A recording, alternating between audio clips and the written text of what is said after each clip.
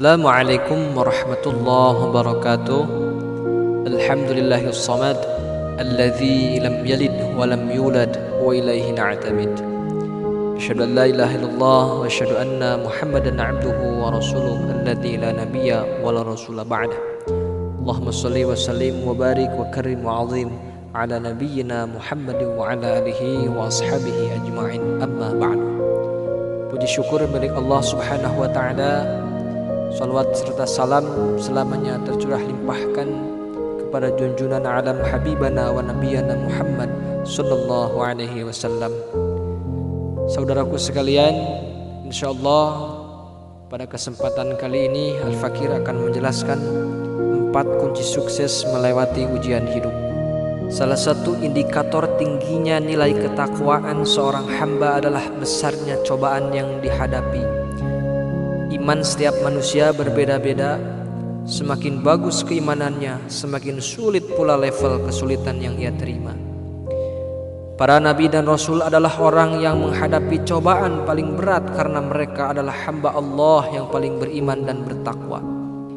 Sahabat Sa'ad bin Abi Waqqas radhiyallahu anhu suatu kali bertanya kepada Rasulullah sallallahu alaihi wasallam, "Wahai Rasulullah, siapakah orang yang ditimpa cobaan paling berat?" Maka Rasulullah sallallahu alaihi wasallam kemudian menjawab, "Para nabi, lalu orang terbaik setelah mereka, dan yang terbaik setelah mereka. Setiap manusia diberi ujian berdasarkan kadar agamanya. Apabila ia teguh dalam beragama, maka akan semakin berat ujiannya. Namun apabila agamanya rapuh, maka ia akan diuji sesuai kadar agamanya itu. Dan tidaklah seorang hamba berhenti diuji sampai ia berjalan di muka bumi tanpa memiliki dosa." Hadis riwayat Tirmidzi nomor 2398. Walaupun nabi dan rasul mengalami ujian paling berat di antara seluruh makhluk, mereka selalu berhasil melewatinya karena mengikuti petunjuk-petunjuk Allah dalam mengatasi masalah. Mengenai cara mengatasi masalah, Allah sudah bocorkan di dalam Al-Quran saat menghibur Rasulullah SAW karena tak menerima wahyu dalam waktu yang cukup lama. Mari kita uraikan kunci sukses para nabi melewati ujian hidup dalam surah Al-Insyirah berikut. Yang pertama adalah berlapang dada. Besar atau tidaknya dampak suatu masalah bagi seseorang tergantung pada keluasan hatinya menerima takdir. Jika hatinya lapang, maka masalah akan terlihat sebagai tangga menuju kebahagiaan. Jika ia menerimanya dengan hati yang sempit, maka masalah kecil pun akan terlihat besar. Oleh karena itu, hal pertama yang Allah berikan kepada Rasulullah sallallahu alaihi wasallam setiap menghadapi ujian adalah kelapangan hati, sebagaimana firman Allah yang artinya, "Bukankah kami telah melapangkan dadamu, Nabi Muhammad?" Quran surah Al-Insyirah ayat 1. Yang kedua, yakin bahwa kita mampu melewati setiap ujian. Tidak ada masalah yang tertukar. Allah memberikan ujian yang sangat khusus untuk setiap hambanya, di mana hanya ia yang cocok dan mampu menyelesaikan ujian tersebut. Oleh karena itu, kita harus yakin bahwa Allah akan membantu kita melewati ujian tersebut. Allah mengetahui bahwa akan ada suatu masa di mana masalah yang hambanya hadapi akan terasa begitu berat hingga seluruh tubuh seolah ikut merasakan beratnya. Namun Allah ingin kita tahu bahwa Dialah yang menyelesaikan untuk kita setelah kita berusaha. Allah ingin mengangkat nilai diri kita setelahnya. Hal inilah yang Allah sampaikan kepada Rasulullah dalam firman-Nya yang artinya, "Bukankah kami telah meringankan beban tugas-tugas kenabian darimu, yang memberatkan punggungmu dan meninggikan derajatmu dengan selalu menyebut-nyebut namamu." Quran surah Al-Insyirah ayat 2-4. Ujian adalah cara Allah memancing hamba mendekat kepadanya.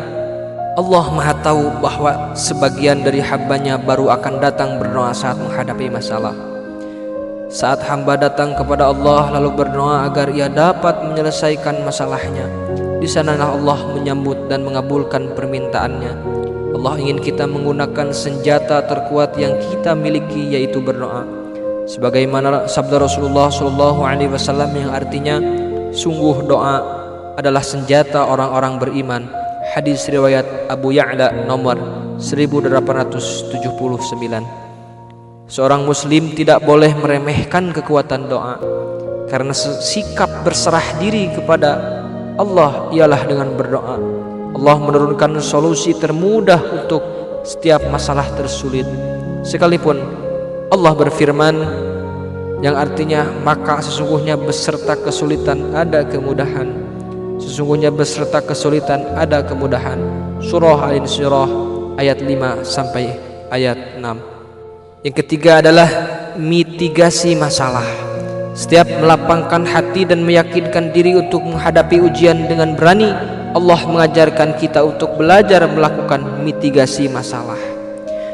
Mitigasi masalah berarti mengenali seluk-beluk masalah dengan detail dan kemudian mengurai dan menyelesaikan satu persatu masalah tidak akan terselesaikan dengan langkah yang terburu-buru dan sembrono.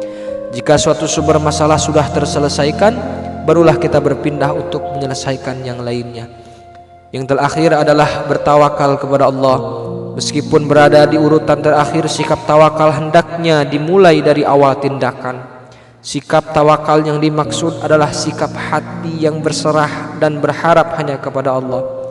Tawakal artinya bergantung hanya kepada Allah. Saat menghadapi masalah, hati kita tidak meyakini bahwa usaha kita yang akan atau sudah membuahkan hasil, tetapi Allah lah yang akan dan telah membuat kita menyelesaikannya.